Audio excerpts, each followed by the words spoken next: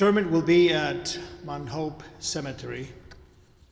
The family will be sitting Shiva Motzei Shabbat, Saturday evening from 8:30 to 9:30 p.m., Monday from 2 to 4:79, Tuesday 2 to 4:79, Wednesday 2 to 4:79 at 180 Crandon Way in Rochester.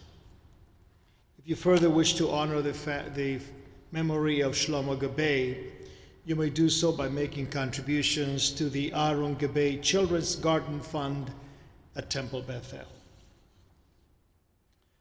Mizmor leDavid, Adonai roi lo echsar, benodeh sheyarbitzeni, al mei menuchot yenahaleini. Nafshi yeshovev, ינחה ומקסלדק למען שמו, גם כי ילך בגיא צל מוות, לא ירא כי אתה עמדי. שבטך ומשענתך המה ינחמוני, תערוך לפני שולחן נגד צורריי, דשנת בשמן ראשי. כוסי רוויה, אך טוב וחסד ירדפוני כל ימי חיי, ושבתי בבית אדוני לאורך ימים. The Lord is my shepherd, I shall not want. He has me lie down in green pastures. He leads me beside the still waters. He guides me on path of righteousness. He revives my soul for the sake of his glory. Though I walk in the valley of the shadow of death, I fear no harm, for you are with me. Your staff and your rod do comfort me. You set a table inside of my enemies. You anoint my head with oil. My cup overflows. Surely goodness and mercy shall follow me all the days of my life, and I shall abide in the house of the Lord forever. It is now my honor to call upon family members to speak, Alexandra and Eliza.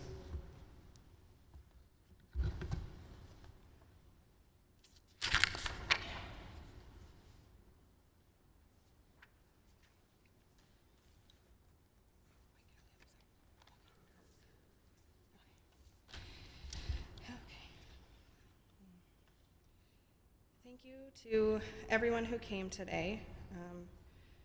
My dad, Shlomo, would love to see everyone here to mourn, but also to celebrate his life.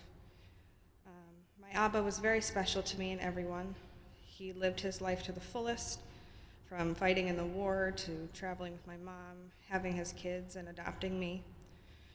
My dad was the most kind-hearted, compassionate, thick-headed, and stubborn, but gentle man ever. And he had the best jokes. He was single-handedly the funniest guy I knew, and everyone can attest to that. He also graduated from Harvard, if anyone didn't know that. He loved his family more than anything. His wife, 3 kids, nieces, nephews, brothers, siblings. He had a giant family. But his grandkids were probably one of the most important things to him, aside from, his wife. They meant everything to him. It was hard to even, just walk in the house with them, with the 3 boys there, eating their stinky foods and doing, what men do, but they were all very close. He would sit in his favorite spot on the couch and laugh at the TV shows, and the whole house would shake when he would laugh. It was infectious. He told me to go get married, and he would keep the secret and act surprised, and then he welcomed my husband into this family with open arms. He was always so accepting. He is and was all of our second halves, but especially my mom. I can't convey enough how much he meant to us, all of us. My Abba was just the best, and I'm really going to miss him. We will all carry him in our hearts. He will show up in laughter and sadness, and he will always be standing next to us, holding our hands, giving us the right direction. He isn't gone completely because he lives with us, and now he's going to be with Aaron.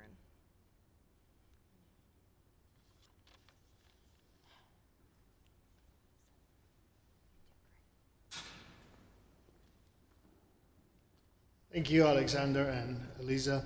Now, Uncle Chuck and Joseph will come up.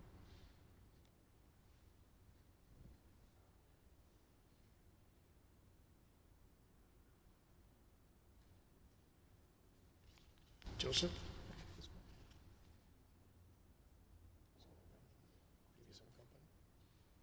I don't know. All right, go ahead.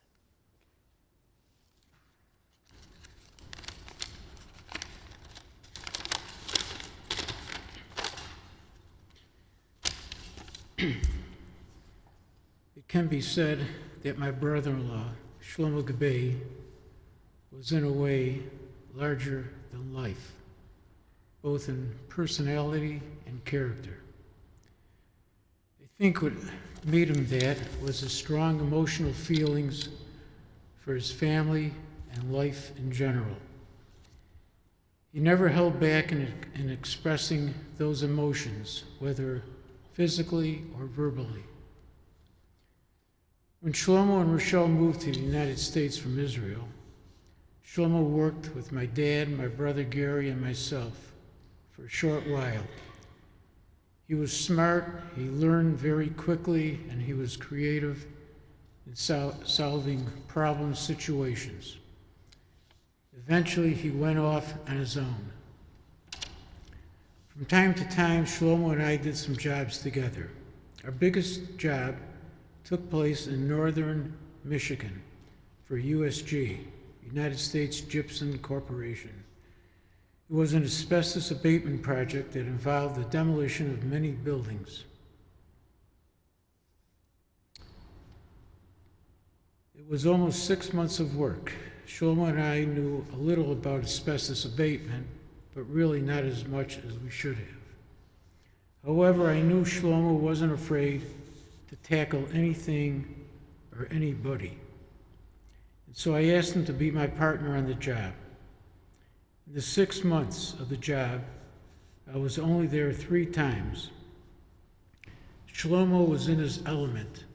He had a big crew and was working with cranes and equipment that had tires that were 6 feet in diameter.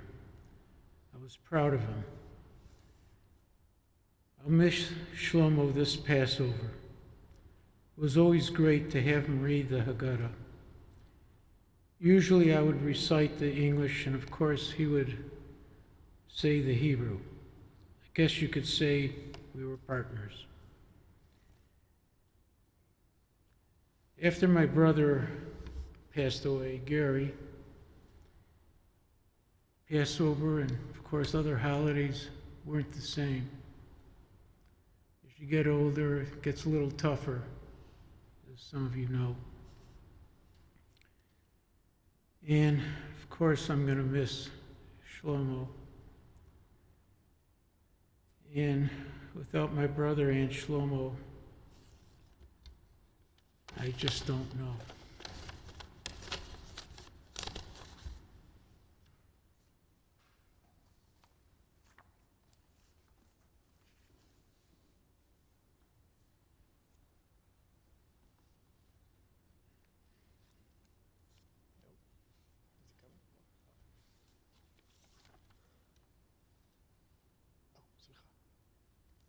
Go ahead, come.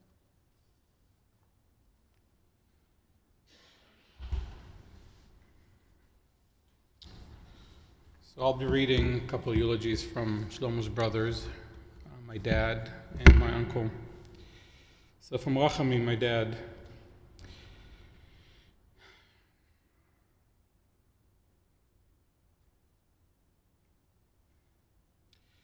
My dear brother Shlomo, though we're far away geographically, we're close at heart. You are my younger brother that I saw grow up from the day you were born, and I helped your upbringing. Since you were born, I looked out for you, and as you got older, you worried about me. You were, you are, and you'll always be loved by all of us. We always laughed in your company because You know how to make everyone feel joyous with your unique personality and sense of humor. I always appreciated your opinion and wisdom. Just a short 6 months ago, you visited us in Israel with Rochelle. It was so good for all of us to be together, and I never imagined it would be the last time I will see you. Today, I understand that with all the difficulty of flying, you came to us to say goodbye. I'm heartbroken to say goodbye. You will always be in my heart, and I will forever think of you and love you. תנוח על משכבך בשלום, אח יקר שלי.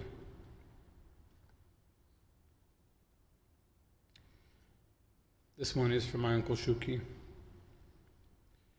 My dear brother Shlomo, it's difficult for me to give a eulogy for you, the guy who is always happy and giving, and with a great sense of humor, who started every conversation calling me the F word, mizdayen in Hebrew. Shlomo, you're in my thoughts constantly, and I can't and don't want to believe that you're no longer with us. I want to share with all of you some of the conversations I had with my brother, which were heart-to-heart discussions about life and how life has been cruel for the both of us, as I lost my wife at a young age and he lost his son. He would talk about Aaron and how difficult it is for him and how life was worth just a little less without him. He told me that every day he thought about what life would have been like if Aaron was around. And when he looked at Alexandra, he was so proud and joyous.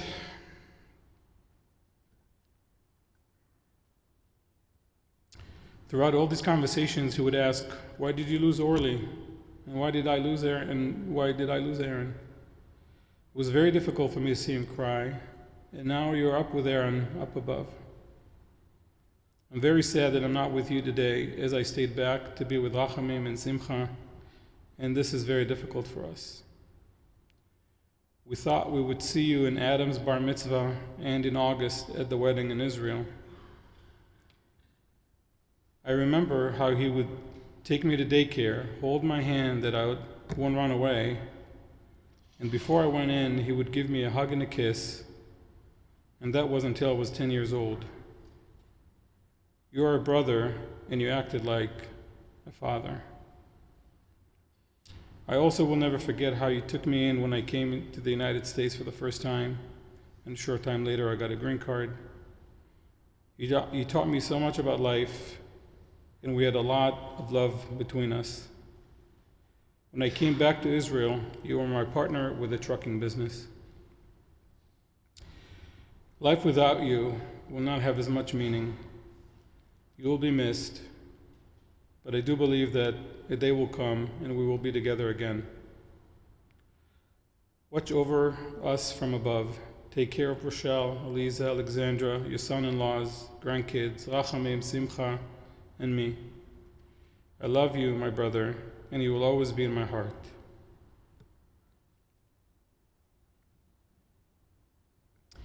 My dear brother, my heart breaks to say goodbye.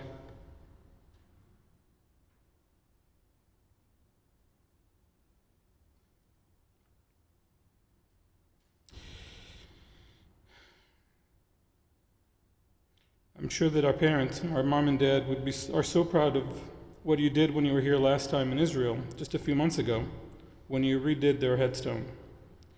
Rest in peace. I love you. Watch over for me like you did when I was a child. Shuki.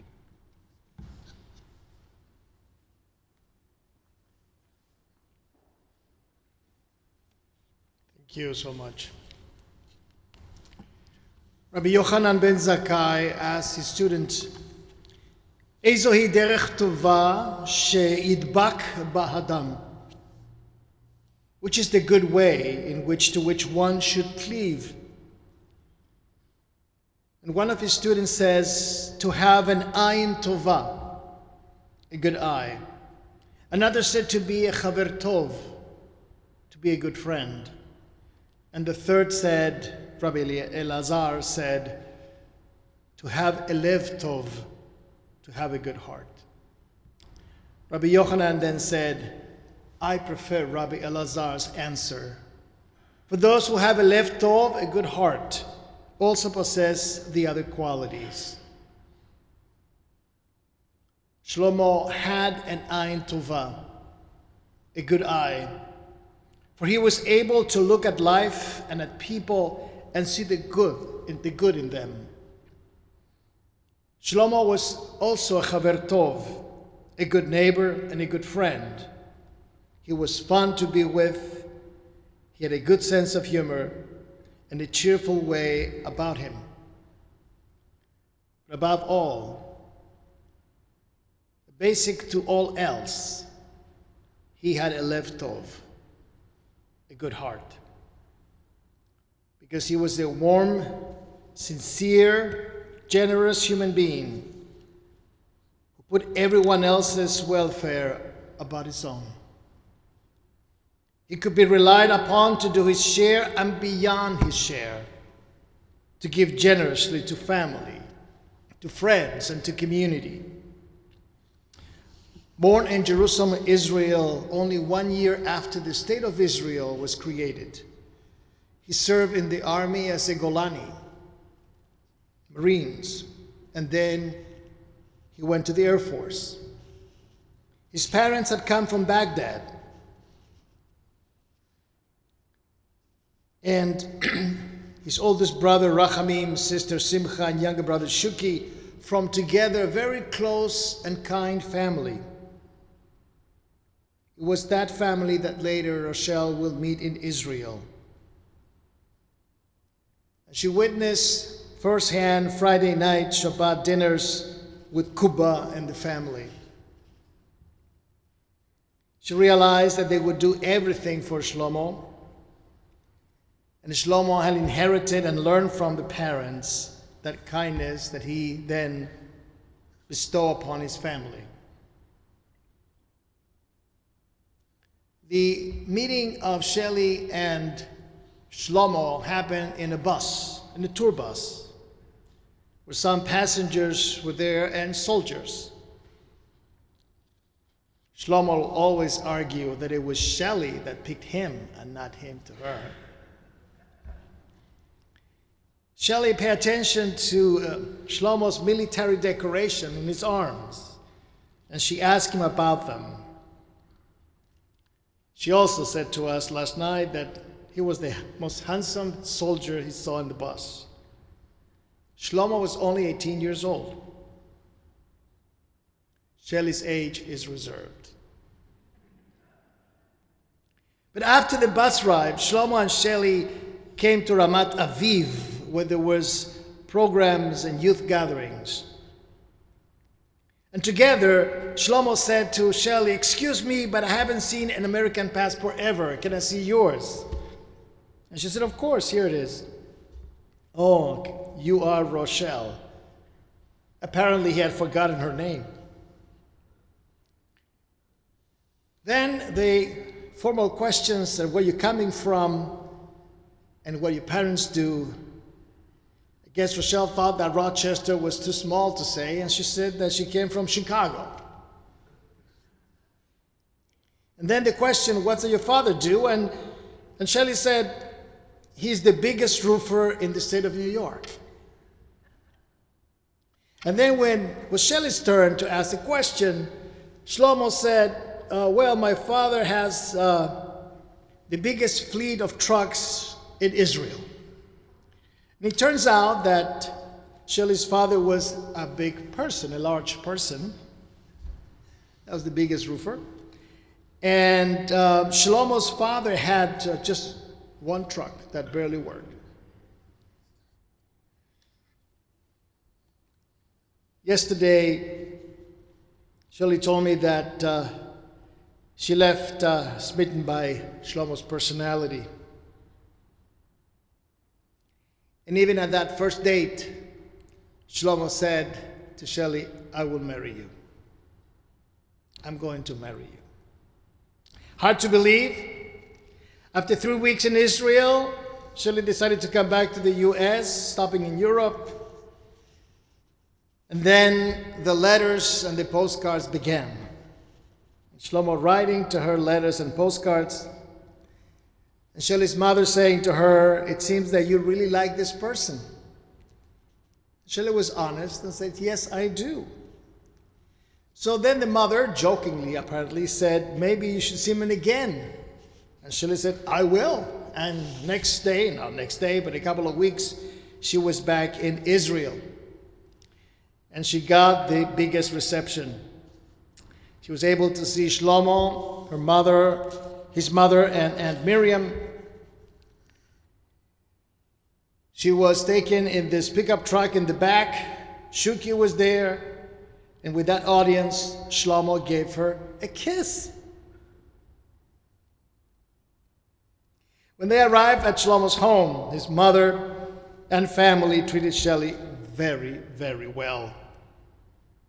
Partially because Shelley's mother had written a letter to Shlomo's family in Yiddish saying, "Please take care of my daughter." It was a 5-page letter. And it was written in Yiddish, and people from Baghdad do not speak Yiddish. So they had to go to a neighbor across the hall who was able to translate every word. But genuinely, that mishpacha gave Shelley a great, great welcome. They took her to places, always with friends, markets, beautiful touring. And when Shlomo was off from the army, he will join Shelley and spend time with her, but always chaperoned. Shelley remained in Israel for 4 months. Her mother, writing letters, said, "Well, are you planning coming back to America?"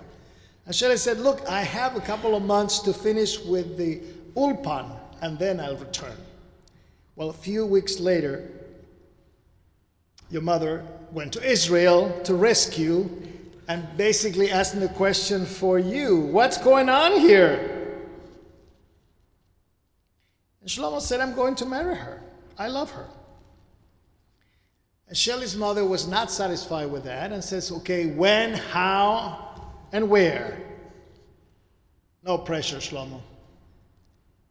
Well, not just because of your mother, but because of his father, he got the message, and they got married in September. And after passing all the requirements from the Rabbanut Harashit, which are very special. Later, they decided to live in America for a while and then return to Israel. And it's here with Shlomo had that click. He got acclimated to life here and decided to stay. But the family vacation during the summer in Israel, and Shlomo went back to Israel one more time by himself to visit the family and keep that connection.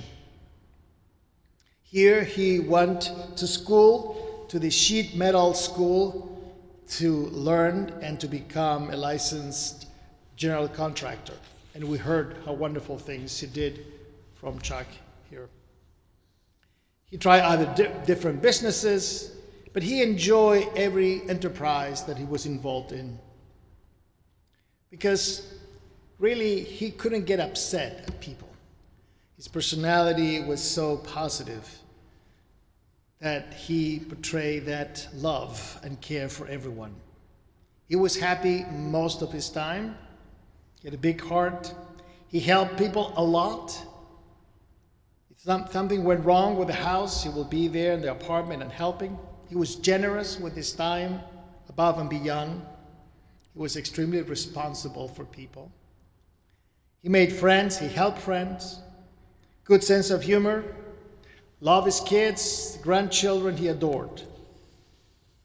And basically, Alexandra said to me last night, he just couldn't say no. He couldn't say no to anything.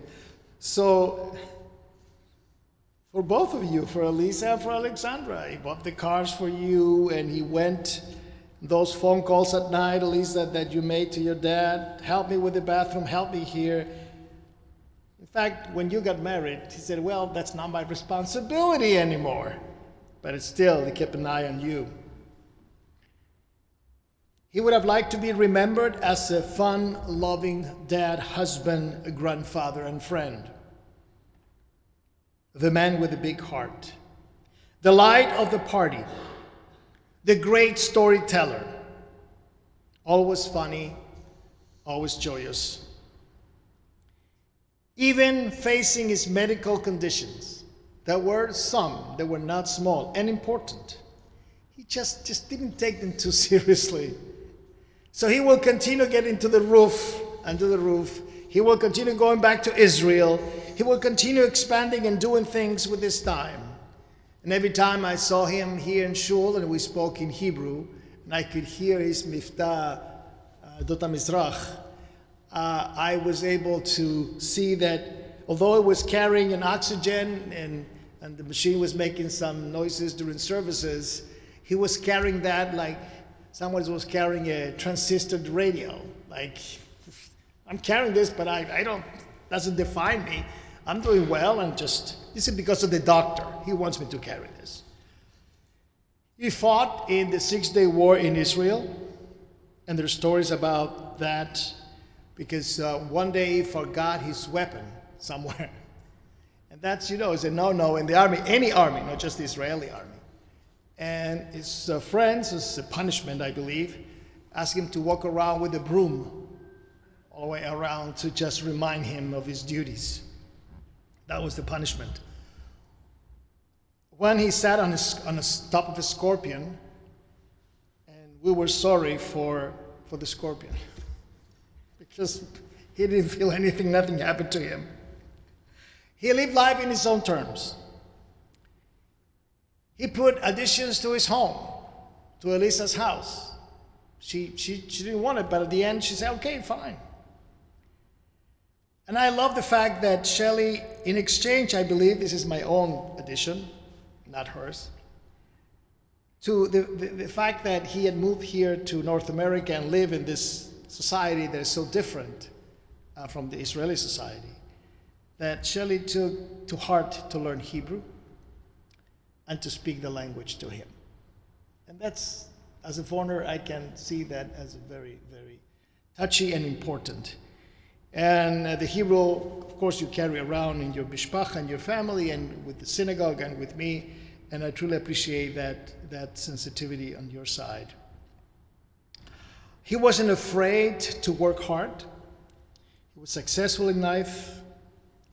As we said, the highest joy was family, children and grandchildren. And life, he used to say when things were not good, life is like this. When we are born, he said, it is determined how long we will live and who will be with us. In that way, he brought comfort to his family in the passing of Aaron, a blessed memory. And he brought comfort to himself. I think that was very important. Shlomo's life was well lived. It was a life with many challenges, but he faced them head on with faith in God Almighty and love. He was predeceased by his son Aaron Gabay, his parents Yosef and Eliza, his brother-in-law Gary Stern.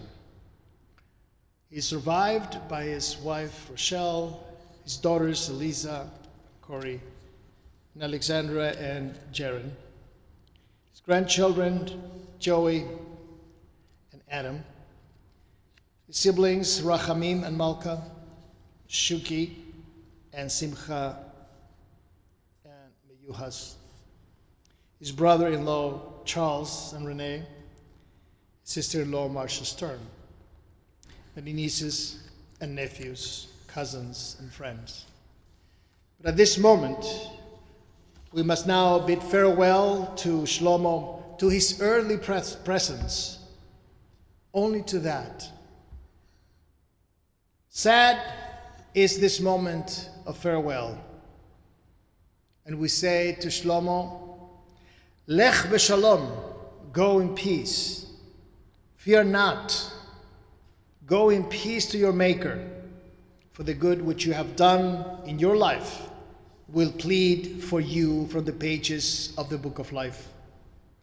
The love you showed to those nearest and dearest to you, the deeds of kindness which you did, the friendly words you spoke, the encouragement, the advice, and everything which you did to make life brighter and happier and more enjoyable.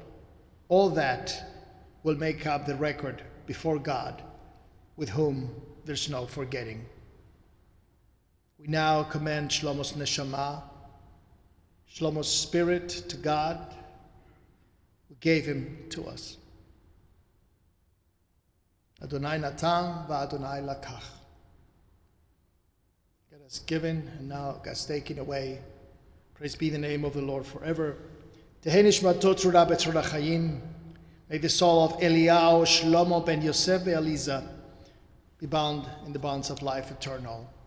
And let us say all together, Amen. Please now rise for the memorial prayer. El male rachamim shochen bamromim aמצו מנוחה נכונה תחת כנפי השכינה במעלות קדושים וטהורים כזוהר הרקיע מזהירים את נשמת אליהו שלמה בן יוסף באליזה שהלך לעולמו בגן עדן תהא מנוחתו ענה בעל הרחמים אסתירהו בסתר כנפיך לעולמים וצרור בצרור החיים את נשמתו אדוני הוא נחלתו וינוח בשלום על משכבו ונאמר